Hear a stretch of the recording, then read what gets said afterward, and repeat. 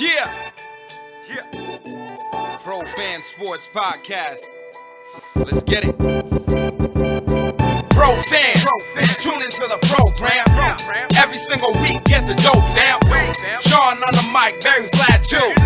Keep you updated, that's what we do. Pro fans, tune into the program. Pro fans, tune into the program. Pro fans, tune into the program. Every single week, get the dope, fam.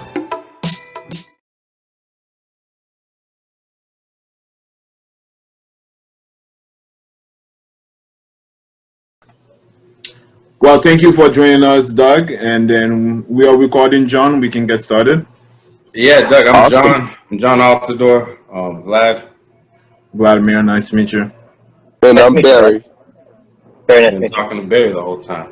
So Right. Yeah, I was the one that was communicating with him in contact. So, yeah, glad you can make it. Appreciate it. No worries.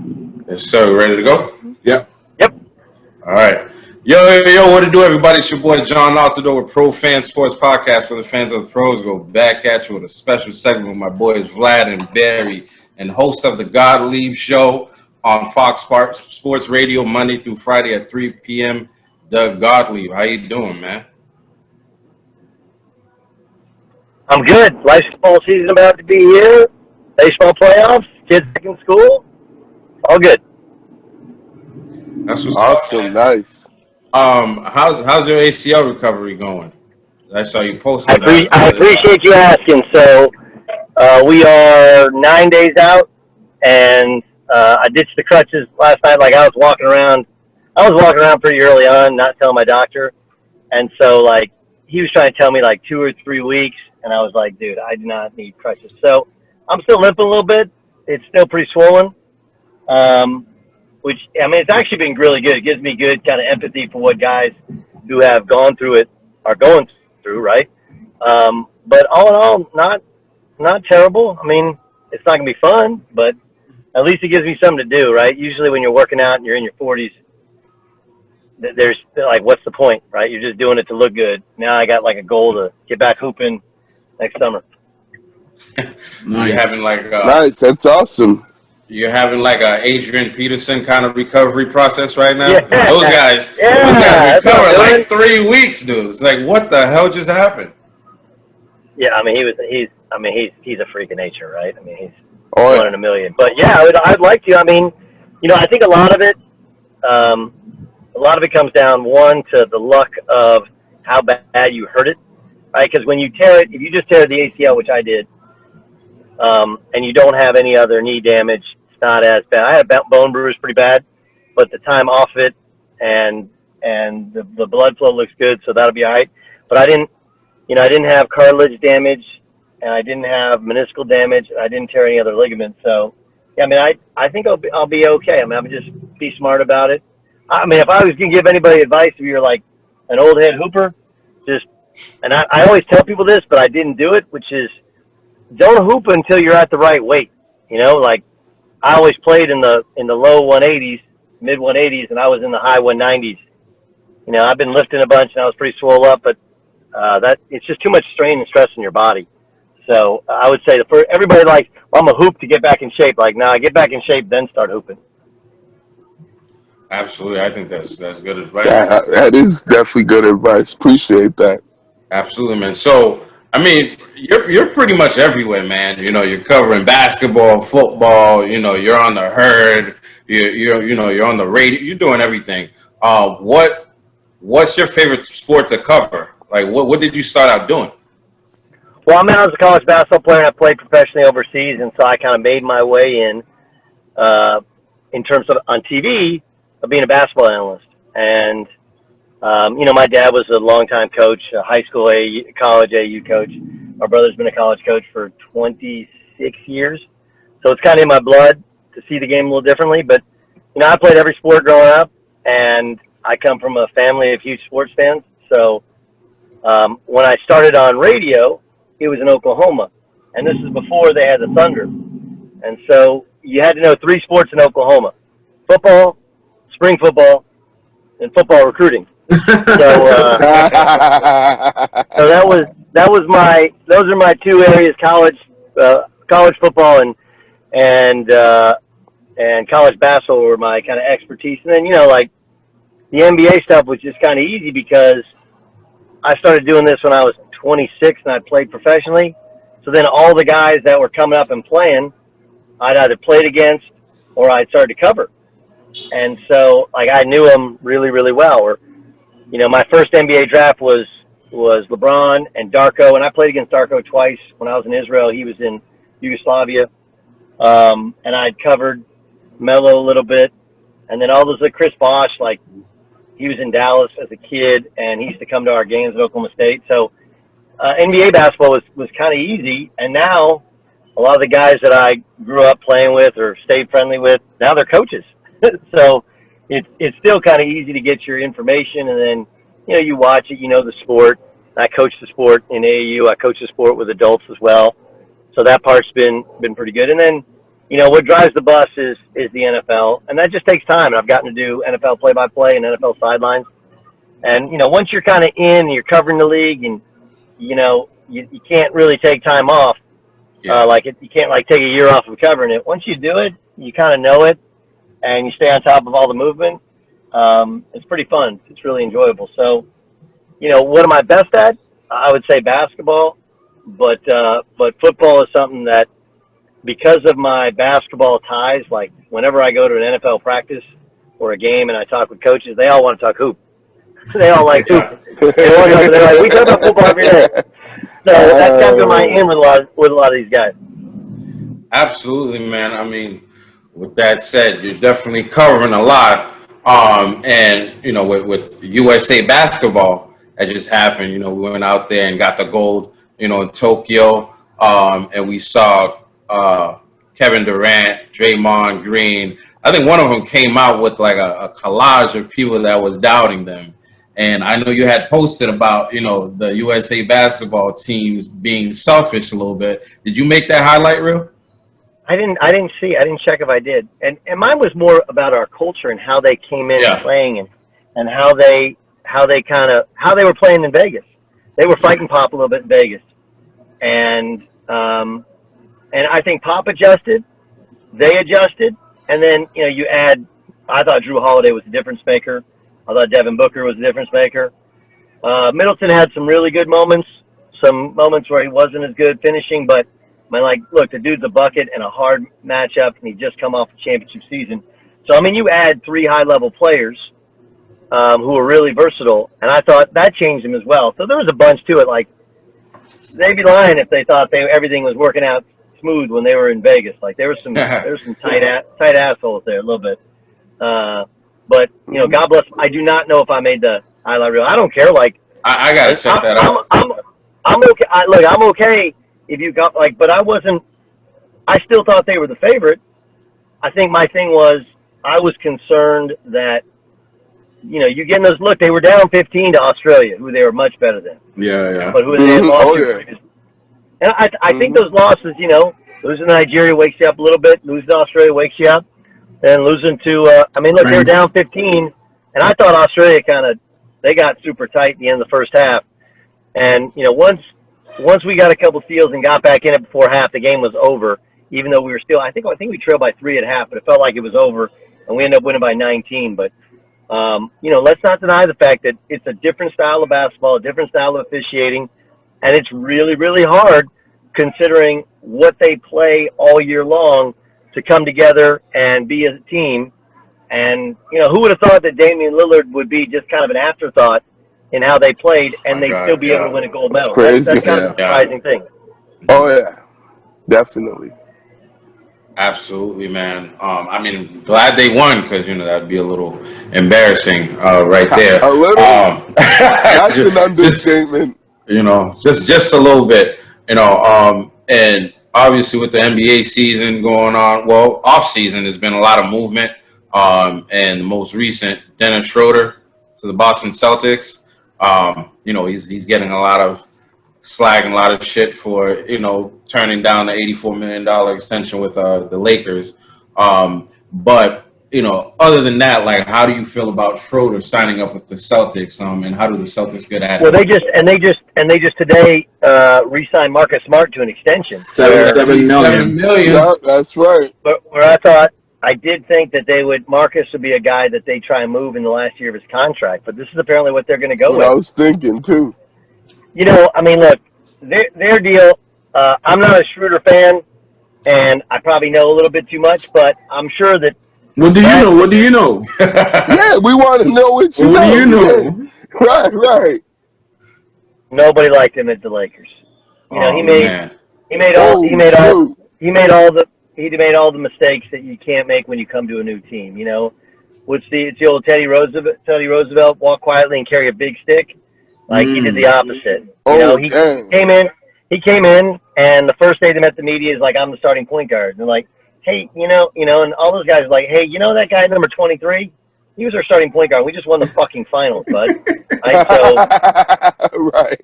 If you go out and organically, it happens. And then he wasn't playing good in the preseason, and they started him anyway. And I think there were a lot of people that thought they should have gone with LeBron and then Kuz at the wing. So it set back Kuz's development. And then he's just not that good.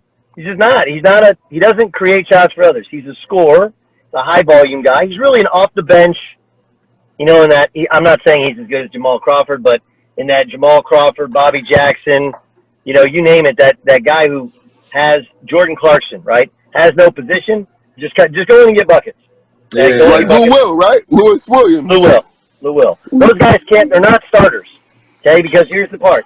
Starters have to play against starters, okay? It's a lot harder. Mm-hmm. And starters have to get everybody else involved. They got to get LeBron involved, Anthony Davis involved, right? They got to get everybody, feed everybody, get everybody going.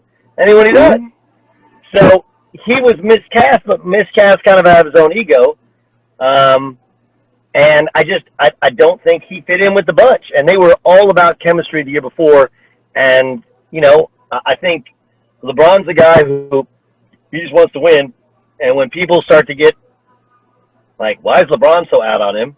Why is Blinka so out on him? Why is the coaching staff so out on him? So he got a rep in the league. And I think he already had a little bit of a rep in the league as being hard to deal with. And so, now he get a chance to reprove himself. It's a weird kind of group they got going there obviously, I guess Marcus will start and he'll come off the bench. And then if he performs, I would guess Brad feels like he could probably move him because he's got a 1-year expiring contract, low money. So he's got to prove himself. But it's a weird signing. Like, it's smart in terms of value, right? A guy who was on some level worth $80+ million over however many years, 4 years to go from that to a mid-level exception. So I like the value. I just don't know if it fits. And again, like, Boston wasn't disappointing last year because of any other reason than their chemistry, right? Yeah. And Ime is a great dude, like great, not good, great. And he's brought in to fix that chemistry, but it's hard when you have guys like a Dennis Schroeder who just doesn't get along with the dudes. He's not necessarily down with the plan always. He's on Team Schroeder. I mean, with Brad Stevens being the GM, I'm sure Brad Stevens talked to Ime Udoka before he signed Dennis Schroeder, right? Sure, of course. Look, again, everything's a balance, right? There are no perfect dudes out there at the mid-level. Look, the Lakers, they had $9 million. They could have spent it on Alex Caruso, who I would have kept. I love him. Okay, but if you talk to the Lakers, they'd be like, look, here's our choice. We spend all of it on Alex Caruso, or we cut it up and we get good players that maybe haven't played there before, the Trevor Ariza's of the world, right? The Dwight Howards of the world. So the Mellows, yeah, it's a choice that you make. Do you go with both eyes open? And look, they're good enough with Jason Tatum, Jaylen Brown, Marcus Smart. They don't have to play him, right? Like, bro, we're good enough without you. So he's got to get along. And it's an expiring deal at low money. So it's not a ton of risk for the Celtics. But, the big thing is they're trying to change chemistry. And they felt like Brad was getting drowned out. And they weren't listening to him. So Ime is a different personality, a different voice, a different perspective, a former NBA player. So we'll see if they lock in with him. So you think, in your opinion, we're getting a great coach? I mean, he's never called a timeout in his life, so I don't know. I don't know for a fact. Yeah. I like Ime Udoka a lot. I do. Yeah. He seems like a good dude. He's unbelievable, man. Great dude.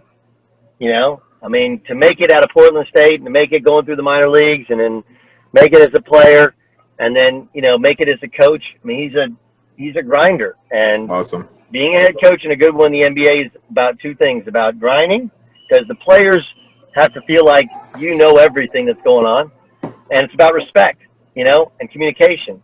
So, and, you know, for Ime to go like, look, I've been where you are. I've been a player. I've been a coach on championship teams with the Spurs. Like, that's very relatable for those young guys and very respectable. So, you know, those two things I think translate well. I think he said something this week like he wants to turn Jaylen Brown and Jason Tatum into playmakers, and I'm really looking forward to that because I feel as though those guys, they've been able to shine on their own but not really as a team. So I'm really looking forward to that. I mean, I think that's the challenge with them, like, right? So like Jason Tatum clearly wants to be Kobe, but like, hey, here's the thing: one, Kobe played the other end as hard as he played on offense. You got to do that. And look, God bless Kobe, right? Like we became friends before he died, and I think he became a much different person as he matured, you know, later on in his career and after his career.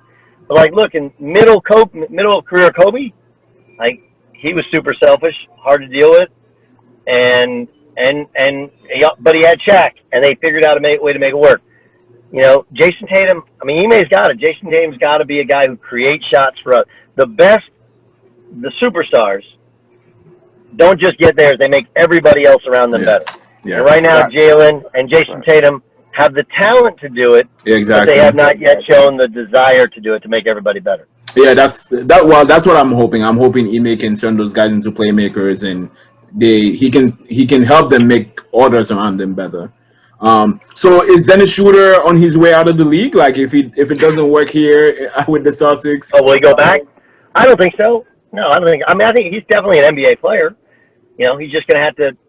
But I feel as though once you get a rep, once you get a rep around the league, I feel as though people might not really want, GMs might not really. Yeah, I would say like I don't know what Jordan Clarkson signed for, but I mean, look, when Jordan Clarkson was first with the Lakers, they couldn't stand him because he was a hangout guy. Like he liked to go out, he didn't like to work out.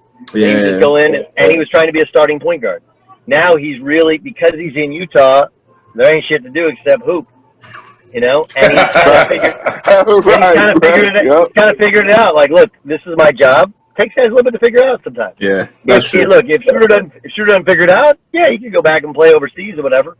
But I think he'll figure it out. You know, like that's a rude awakening when all of a sudden you're the one guy who was waiting on the bag and it didn't come. Yeah. Well, what does he have to do to actually earn a contract at that price again? Do you think that'll ever happen for him again? Yeah, I don't know. I mean, you know, he's got to get better, right? Got to get better. Got to be a more efficient 3-point shooter. Not a very good 3-point shooter. Got to be more efficient, dude. Got to guard a little bit. He's clearly got the athleticism to do it. Yeah. But I mean, a lot of it is just about just getting along, and now you get a kind of a fresh start. And anybody who's once you've been in business, like I worked for 3 different networks, right? And you know, when I went to CBS after ESPN, it was so different. I really struggled to adjust. Well, when I got to Fox, I had learned from some of those mistakes and tried to not make some of the same mistakes. Now, it doesn't mean that my personality will always be perfect with everybody. So if I ever go to somewhere else, like I've learned from these places. For Dennis Schroeder, he's been in enough teams now. Like he should know, or he should ask somebody, or his agent should be honest with him. Like, look, dude, you got to evolve a little bit here. You don't have to change. Just got to evolve and grow, and fit in the locker room culture of the NBA. And I do think that it's different in Boston. Those guys are a lot younger, whereas LeBron, he's kind of a business unto himself. Like he doesn't hang out with those guys, right? He comes in, he does his job, goes home, and then he works out a lot of times at home, right? And so that's different. Now he's with guys that are about his age. maybe it's about fit, more than Yeah. about personality. Yeah. I mean, go ahead, Vlad. I just wanted to switch gears a little bit. I don't know if you had another Go ahead. question. Yeah, so I just wanted to switch gears to the NFL. As you can tell, we're Boston based, so we're fans of all the Boston teams. And the Patriots just had their first preseason game, and Mac Jones and Cam Newton both played, and people are already starting to boo Cam Newton and want Mac Jones. I don't know if you got to see those guys plays and if you had any thoughts on that. Look, I love what Cam Newton's become as a leader and kind of that old head veteran dude. Bro, he can't throw anymore. You know, he's better than it was last year. Right. But he's had a shoulder operated twice. He wasn't an accurate thrower before he got injured. Now he's been injured. Doesn't have great footwork. Like, it's not great. So, you know, I think the question is, the start of their schedule is pretty soft. It just is, right? I mean, I don't think the Saints are going to be nearly as good as they were. Plus, I think they play the Saints at home, which Saints aren't a good road team. They play the Jets early. They play somebody else. And I know they play the Buccaneers week 4 of the season. They played the Dolphins game 1. Yeah. Now, look, the Dolphins have beaten them, and they think this is, you know, now they got their wide receivers figured out or whatever. I would guess they start with Cam, and they try and run the football a ton. But, you know, by midseason, they're going to be turning that thing over to Mac. And, you know, he's a super accurate thrower. He's had a lot of good college experience. And if there's one team that knows about quarterbacks that can't move, it's the Patriots. They've had a quarterback that couldn't move for up until last year for, 18 years or whatever, and they figured out a way to make it work. I think they can figure out a way to make it work. But, like Cam has become so likable, so respectable that Belichick, I think he's given him more time than he really probably deserves based upon his talent today in 2021. But I think that's how Belichick wants that. He knows he can own the locker room, where eventually it just becomes obvious to all those guys, hey, man, we got to make a change. And so, like, if you pull Cam now, some of those vets, even some of the young guys, young guys all grew up watching Cam Newton win Heisman Trophy, national championship, and win the MVP and go to a Super Bowl. So there's a respect in that locker room. And I think Bill really knows how to handle it. I think they'll be fine, but I think Mac will be the quarterback by mid-year. You think as soon as Cam Newton throws that pass to the ground or throw a couple interception, you don't think the I think they're gonna use him some. I think they're gonna use Mac, but in terms of getting all the reps and being the starter, I think that Bill's gonna take it slowly. My question is, last year he couldn't throw a football. Yeah, they had a shitty team. They had 8 opt-outs, right? And they still won 7 games in a division with 2 double-digit winning teams. They weren't in the worst. They weren't in the NFC East, right? They were in the AFC East that had AFC the Bills won 13 and the Dolphins won 10. Okay? Let me ask you though, do you think? I mean, we know Belichick always tunes out the noise, and he's great at that. But this year, you don't think he's watching this pod? You don't think Bill Belichick is listening to this pod? Well, he's like, oh shit, that is on? It's in my queue? Hold on. Well, That's awesome. I do think he's gonna be able to tune out the fans, right? Even though the fans are gonna ask for Mac Jones, but is he gonna feel the pressure from? Is he gonna feel the pressure from Robert Kraft? No. What? Whoa, Kraft's not gonna put no pressure on him, because Kraft doesn't want no underachieving, finishing under 500, not making the playoffs, not winning football games. He doesn't want that this year. Like, best believe, Robert Kraft does not want to see that. Do you think any owner in the NFL is sitting there going like, what I'd really like a below average? I'm just saying. He'll do the Tom Brady with his 6 rings. He'll be like, "What? Sorry, I can't hear you. I got 6 rings. I can't hear you." Right. He runs the whole football operation. There's no. Does he want to win? Yeah. Would he like would Mac Jones to be the guy? Like, sure. He doesn't care. Just win games. And Bill Belichick runs that franchise. So. And he's earned the right to have, last year was the year they were in cap hell anyway. They weren't winning much. And this year they rebooted it. So we'll see. I think it's going to be an interesting year. Well, as Patriots fans, I'm looking for a better year. So I'm not wishing the team bad, but I'm They questioning a should little have a bit. better year. They have a third place schedule. The defense should be very good. There's a reason they loaded up in the running game. So the question is, if they can run it, shorten the game, play great defense, I think they'll be all right. Cool. Yeah, I hope so, man. I just want them to get back to their winning ways and get back to winning football games and playing good football, good complimentary football, which is something they really didn't do that much last year, and we kind of took that for granted in the last 20 prior to that. So I definitely want to them to get back to that. I just wanted to ask you a couple of things, kind of going back to who. One of them was, who do you think the biggest winners of the NBA free agency have been so far, and then also, do you think that new big three in LA is gonna end up working out with Brown, Russ, and AD? Well, let me work backwards. What is working out mean to you?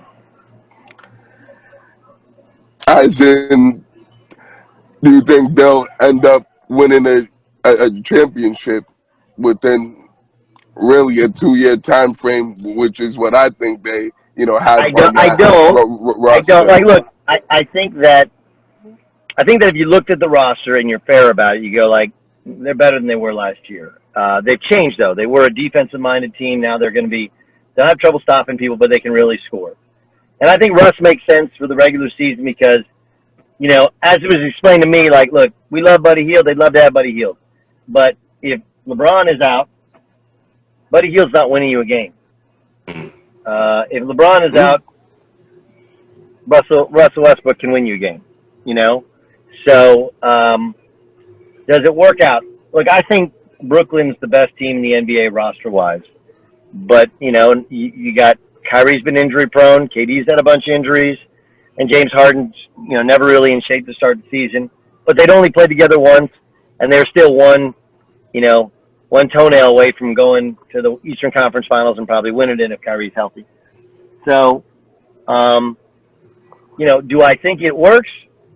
There's a lot of risk there with all that age. It just is. Oh, yeah. Guys break down more. Oh, yeah. LeBron's gotten hurt. Anthony Davis gotten hurt. Russell Westbrook's had 4 knee surgeries, right? I think there's a lot of risk. I think when they're healthy, they'll be all right. I like Golden State to be competitive. I think Phoenix is going to be competitive. I think Denver's going to be competitive. Utah. And then I think Boston's the best. I think Brooklyn's the best team in the East. And I think it'll work for the Lakers, but I don't think they're going to win a championship just because, again, you have to be healthy to win one for them. And the likelihood of health with all those older pieces doesn't seem highly likely to me. That's what I'm saying. And that's exactly what I thought. Because when I saw them signing all these old guys, I'm like, damn, I get that you guys are getting all these veterans with experience and that have, been in battles and in the trenches and and I played quite a bit of games, but y'all need to throw some youth in there. Like, y'all need some young guys too to be able to mix in and out. I keep think those what they older tell you guys is, fresh. yes, look, they do have Malik Monk. They do have Taylor Horton-Tucker. I like him. He's nice. Yeah, he's only 20 years old. He's only 20 years old. That's So crazy. And he's already this. So nice. they'll bring some youth, a little bit of youth off the bench. But you do, and now this is like kind of traditional throwback NBA. You don't win with young cats. The difference was Phoenix won a lot of games with young cats. So I do wonder if I feel like there's a changing of the guard, but let's see, because let's just see what happens next year. If LeBron is healthy, what does he look like? Remember, we have to realize that no matter how hard he works and how good a shape he's in, this is 19th year. Like, your legs just don't work the same in 19 years, Right. Everybody loves Carmelo Anthony as he reinvented himself as an off-the-bench scorer. Hey, but remember, as the start of this year in Portland, like, they couldn't win with him. Can't guard. So, and he's a year older. and Russell's a year older. So I do think that we a little bit deal with dated data because LeBron wasn't the best player, even close to the best player last year in the NBA. And now we're another year removed. You don't get better once you hit 35, 36. You get worse. And the same thing can be said for Russell. The same thing can be said for Carmelo.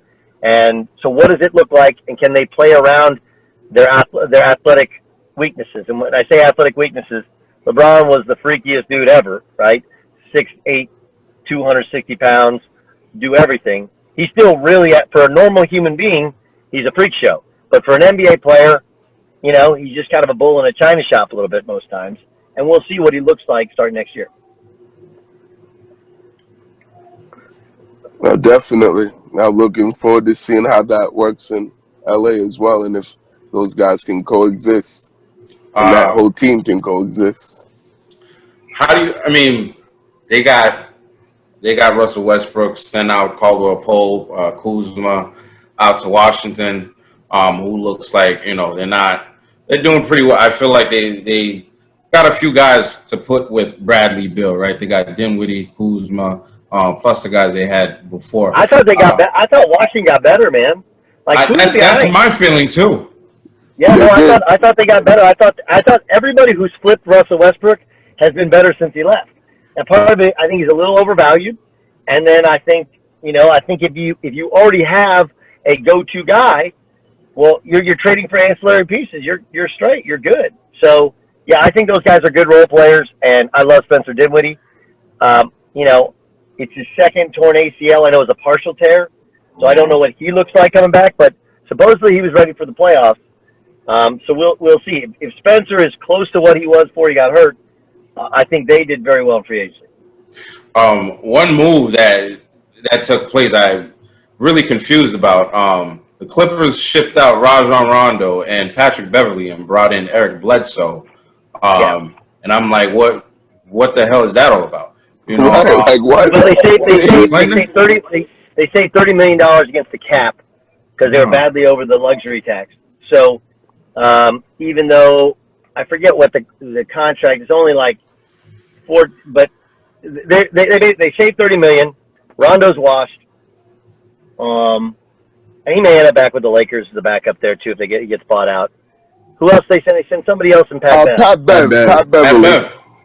But there was one more. It was a 3-for-1. I thought. Daniel. His last name begins with the O. Yeah, Daniel Otero. He's like an undersized athletic big from University of Minnesota. He's a good player. I like him. He's just young. I mean, like, look, I like Pat Bev, but he's just not good. You can't win a championship with him as a starter, and that's been proven time and again. You know, they had to take him out.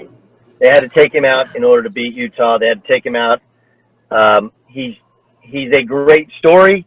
He's made a great living. He's a good soundbite, but he ain't good enough to win a championship with as a starter. Good bench player, good role player. Bledsoe, look, he has his flaws as well. The whole thing with the Clippers is going to be how soon can they get Kawhi back, and can he get back to what he was playing like before he got hurt? If you can do that, Clippers will be right there at the end as well. Most definitely. You say you think they can be back there as well? Yes. Clippers were awesome. They were. I thought they were the best team in the West. Just Kawhi got hurt, right? Like Paul George got back to being the guy he was billed to be. Playoff B. PG-13. You know, I like.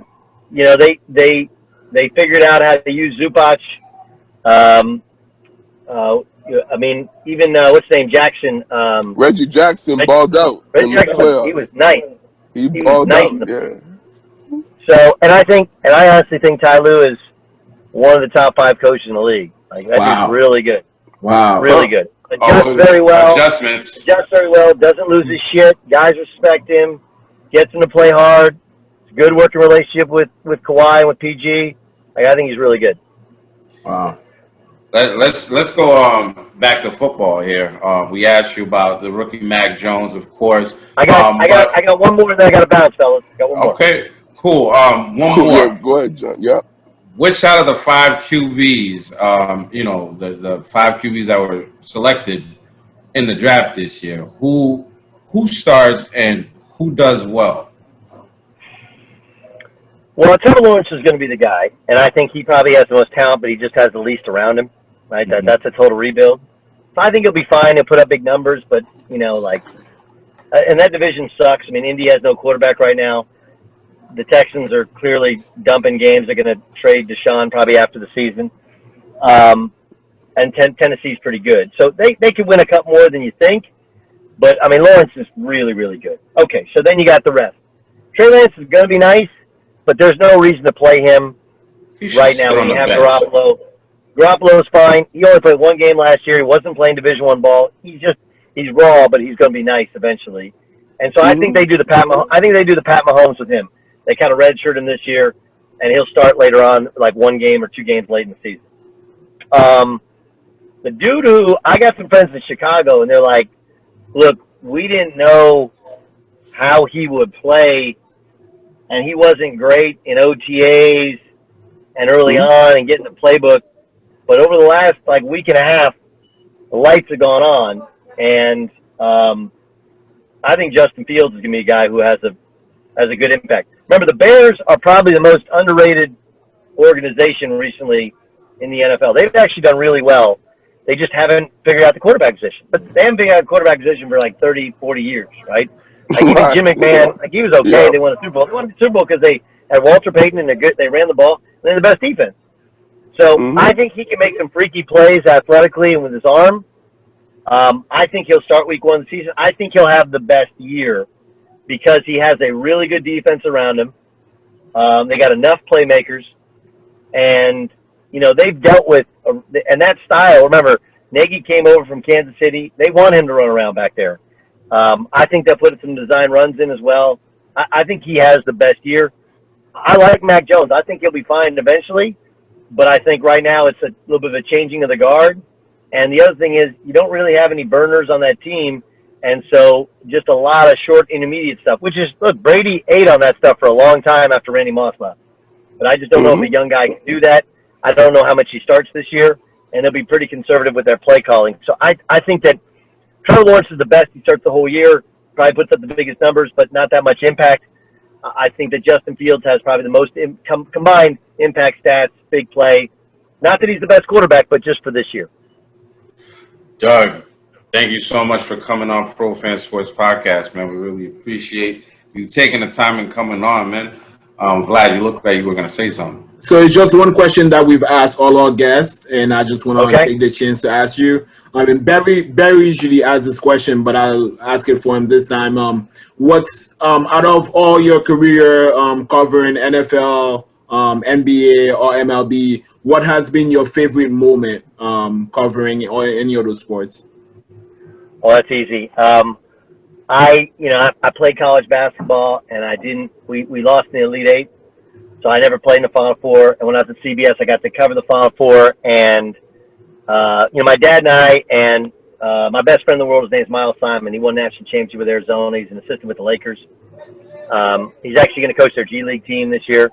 Nice. Awesome. Oh, nice. That's awesome. So, congrats. So Miles and I, we used to go to Final Fours as kids. And he won a national championship. I didn't get to go. So working for CBS, covering the Final Four, that's the best. Being on the court, right before the game, give my prediction coming through, all that stuff is dope. That's the best thing I've done. Awesome. That is really Thanks awesome for sharing. and a lot of fun. Yeah, thank you, Doug, for sharing that. Appreciate it. All right, Barry is a tenacious booker. Tenacious.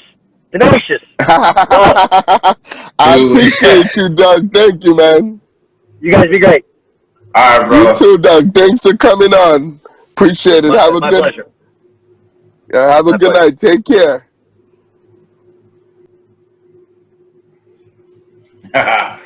Barry's a tenacious. Tenacious. Oh, that's what's up, man. Great job, Barry. Thank you. Facts. Thank you. Appreciate Hey, it. man. Appreciate that. People are still watching right now, man. All our guests is, all thanks to Barry because we send them out there. We sicken them on everybody. So if you're watching the podcast, you're gonna get something in the inbox. Trust me. Make sure you guys are subscribing to the channel, man. And, subscribe and like the video. Like the video, Yes, comment. absolutely.